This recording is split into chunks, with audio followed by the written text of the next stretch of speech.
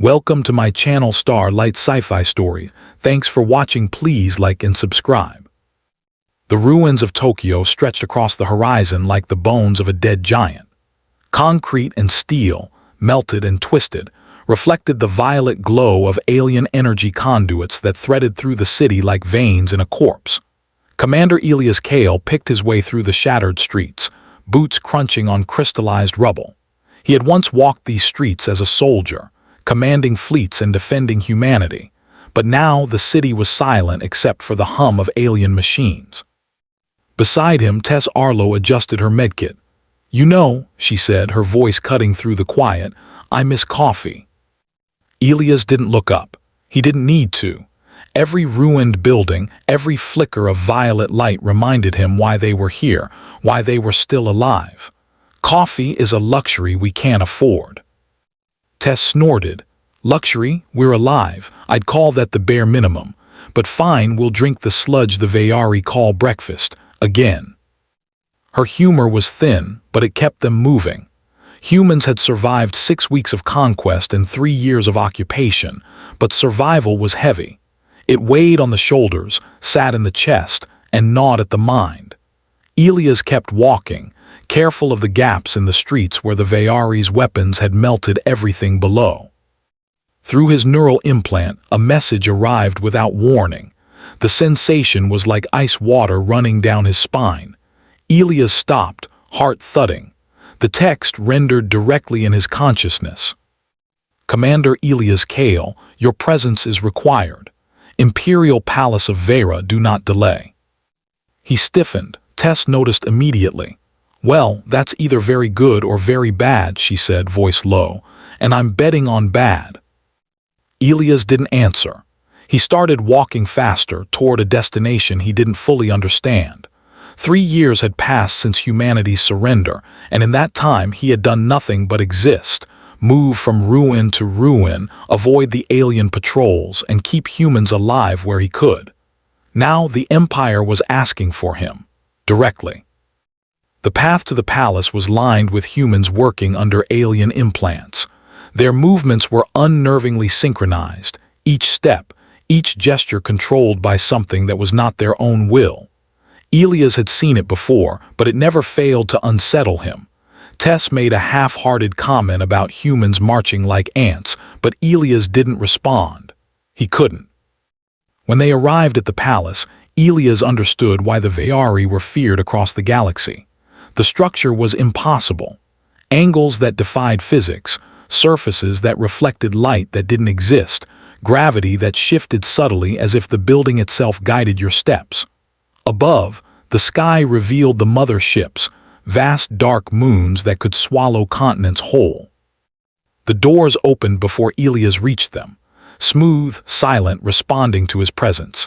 Inside he saw her, Empress Veraluthian. She did not stand.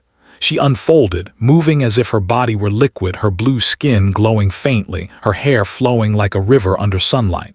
Her ears, long and elegant, marked her as alien beyond imagination. "You commanded the defense of your world," she said, her voice bypassing his ears, speaking directly to his mind. "You fired on my scouts. You killed thousands." "Yes," Elias replied evenly. "I did, and you killed millions." A silence followed, thick with tension. Vera circled him, inspecting him like a specimen. Elias felt the weight of her gaze, but he held himself steady. He had come prepared, not with weapons, not with subterfuge, but with an idea, a human idea. From his pocket he produced a small, crude ring, made from fragments of humanity's defeat, salvaged alloys from shattered ships, melted insignia of his fallen officers. It was a symbol of persistence, of survival against impossible odds. "I offer this," he said, his voice steady, "not as submission but as a petition, a challenge of worth." Vera paused. Her eyes widened slightly, and for a moment Elias thought he had miscalculated. The Council of Vayari advisors had remained silent, watching through floating platforms, their expressions unreadable. Then murmurs rose. Some spoke of illegality, of ancient rules broken, of customs ignored. Elias knew this. He had studied the old human records, intercepted the alien broadcasts, learned their dead languages in secret. The challenge of worth had not been used in centuries. It was obsolete, but it still existed, hidden in the law. "You invoke a ritual that should not exist," one advisor said, his voice low and melodic. "You challenge an empire with nothing but sentiment." Elias met the gaze of the Empress. "Not sentiment, adaptation. Humanity survives not by strength alone, but by refusing to accept that any situation is permanent. We adapt. We endure. We find a way when no way exists. This ring is proof. I have endured, learned, and dared the impossible." Vera's skin shimmered. Her movement slowed, more contemplative than predatory. "You claim partnership rather than obedience," she said. "You seek equality with one who conquered your species." "Yes," Elias said, "not for myself, for humanity, for the possibility that conqueror and conquered might create something neither started as." The council erupted in debate. Some argued it was absurd. Others admitted that the human had followed the ritual precisely. Vera remained still, her attention fixed entirely on Elias. He held the ring up, catching the light from the shattered dome above. Imperfect, crude, entirely inadequate, but existing. "You've done something remarkable," Vera said finally. "You've forced me to consider options I haven't in centuries. Partnership may be possible, but you will face trials." "Trials?" Elias asked, though he had anticipated it. "3," she said. "Tests of compatibility, resilience, and vision. If both survive and wish partnership, your petition is accepted. If either fails, it is rejected. You leave with honor or you die trying." Elias nodded. "I accept." A hand touched his shoulder, steadying him. Tess had managed to find a secure connection to the palace's observation systems and had been watching his every move. Her grin was equal parts pride and terror. "You're alive," she said. "That's something." Vera extended her hand, holding the ring between them. Elias took it, then immediately returned it to his pocket, knowing that the gesture mattered more than possession. "Terms accepted," he said. The council murmured again, but Vera ignored them. She dismissed them with a gesture that bent the laws of gravity and motion around her. Elias was escorted to his quarters in the palace, a corridor that shifted as he walked, walls rearranging themselves to match his path. The bed rose from the floor to his height, the windows showing Earth below and the alien fleet above. He was alone for a few minutes, digesting the audacity of what he had done. Tessa's face appeared in his vision. "So, you just petitioned the Empress of the Galaxy to consider humanity as an equal." "Yes," Elias said, "and she didn't say no." "That's insane," Tess said, though her voice carried a note of admiration. "Also brilliant, we might live, or die spectacularly. Either way, you've changed the game." Elias looked out the window at Earth. Tokyo glimmered under the violet glow of alien agriculture platforms, humans working in synchronized patterns. Humanity was still here, weak, broken, occupied, but still alive. And for the first time in 3 years, he felt something beyond fear and exhaustion: hope. The next 3 days would decide everything. He would face impossible trials, not alone, but with the Empress herself.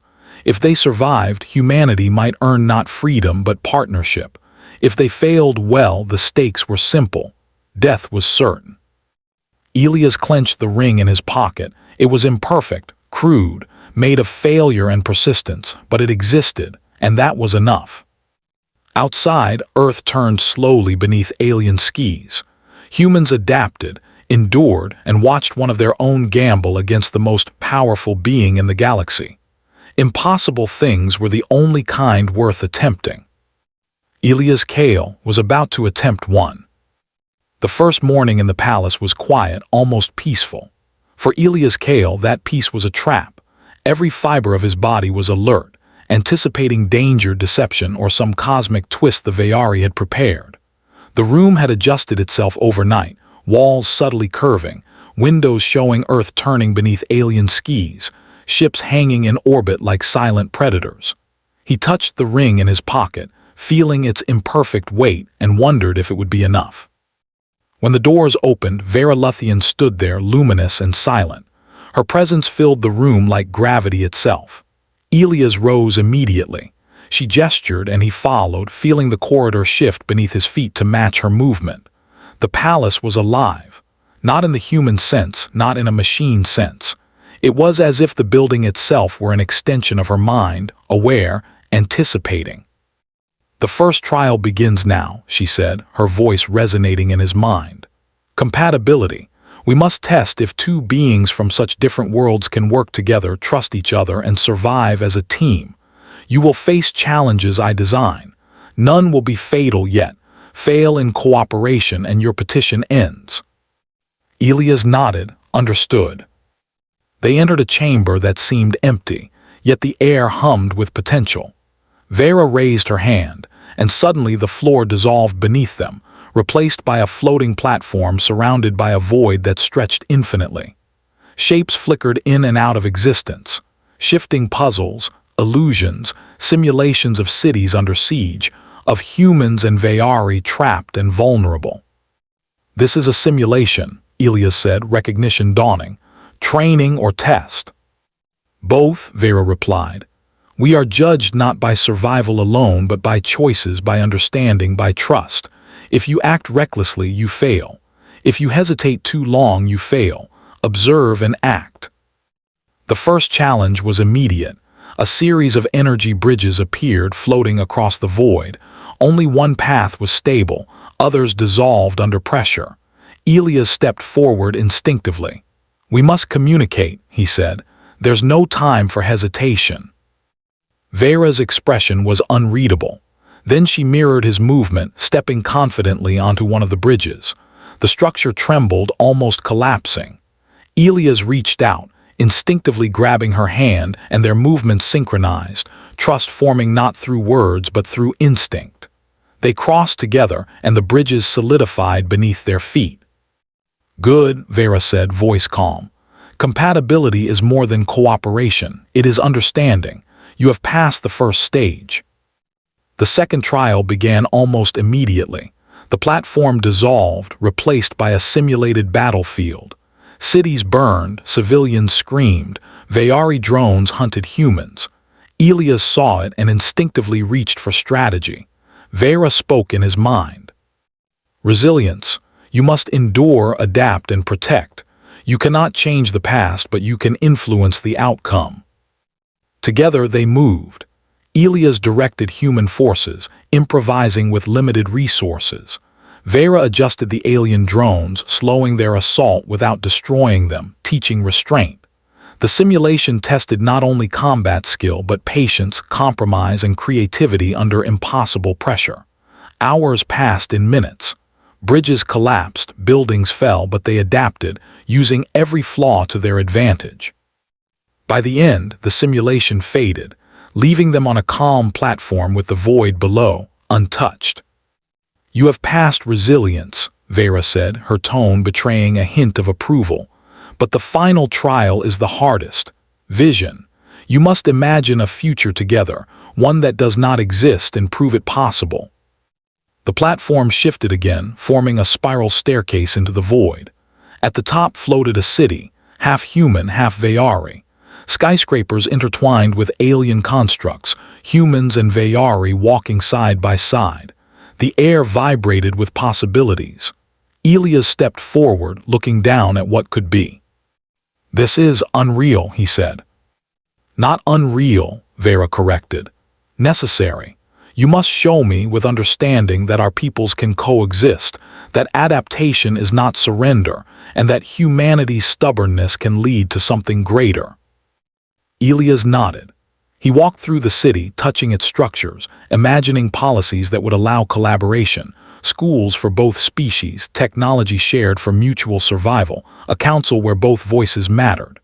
Vera followed, observing silently, then participating, showing him the gaps he had not considered, the blind spots in strategy.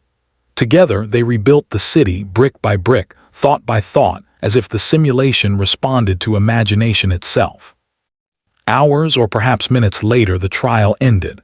The city hovered in the void, perfect and impossible, a vision born of two minds, two species, two wills. Vera studied him. "You have passed," she said simply, "but passing is not enough, you must choose." Elias understood. The petition required more than completing trials. It required commitment, partnership, and the courage to act in the real world. "I choose," he said, placing his hand over the ring in his pocket. "I choose to work with you, not as a subject, not as a captive, but as a partner. I will do whatever it takes to prove that humanity deserves its place, that our species' stubbornness is a strength, not a weakness." Vera's blue eyes softened. "And I choose as well. I have ruled through fear and conquest for too long. Perhaps it is time to learn from what you represent. Resilience, creativity, the impossible made possible. If we survive together, we will build a future that neither of us could create alone." The void dissolved and they were back in the palace chamber. The council of advisors looked stunned. For centuries, no human had been treated as an equal, let alone allowed to complete a trial designed by the Empress herself. Murmurs rippled through the floating platforms. Some were angry, some confused, others fascinated. Elias ignored them. He looked at Vera. She nodded. "Your petition is accepted," she said, holding out her hand. "Not as a subject, not as a curiosity, but as a partner. Together, we will shape what comes next." Elias stepped forward, placing the crude ring in her hand. It was more than metal and melted insignia. It was a symbol of humanity's stubbornness, endurance, and refusal to be extinguished. The palace seemed to hum around them, walls shifting in approval, gravity stabilizing. Outside, the alien fleet lingered, and on Earth, humans watched as something extraordinary unfolded. Not rebellion, not surrender. Something new, collaboration, partnership, and the first fragile step toward coexistence. Tess appeared on his implant feed, grinning. "Well, that happened. You didn't die." Elias allowed himself a small smile. "No, and maybe, just maybe, we've given humanity a chance." The Empress's voice was calm, almost gentle. "This is only the beginning. The galaxy is vast, full of species who will not understand this. But together, we will show them that strength can coexist with respect, power can coexist with trust, and humanity can endure not by resisting alone, but by learning to adapt and collaborate." Elias nodded, absorbing the enormity of the moment. He had gambled with everything: his life, the lives of his people, the dignity of Earth itself. And against impossible odds, he had succeeded. Not through weapons, not through force, but through ingenuity, persistence, and the simple, stubborn refusal to accept defeat. For the first time in 3 years, Elias felt a lightness he had not known. He turned to Vera. "So, what now?" "Now," she said, a rare smile touching her luminous features, "we begin." The first steps were small.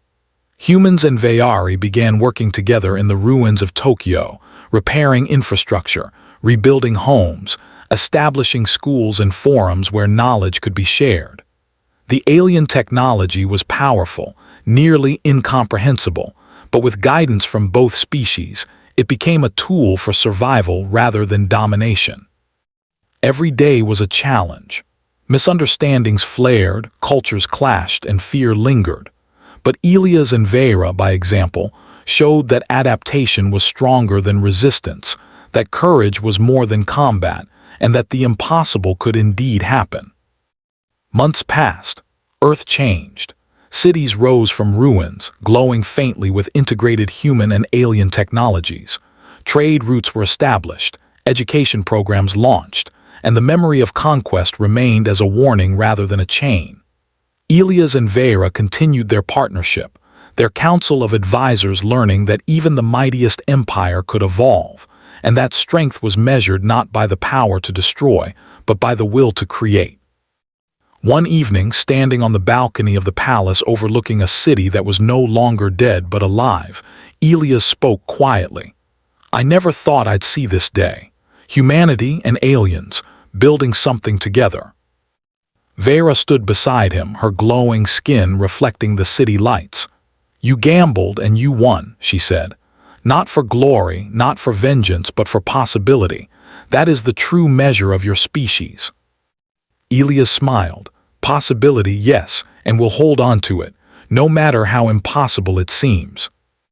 The wind carried a faint hum, the palace alive, Earth turning beneath alien skis. Humanity endured, adapted, learned, and for the first time it was not alone in the universe. The last light of Earth was not its destruction. It was its persistence, its ingenuity, its stubborn refusal to be extinguished.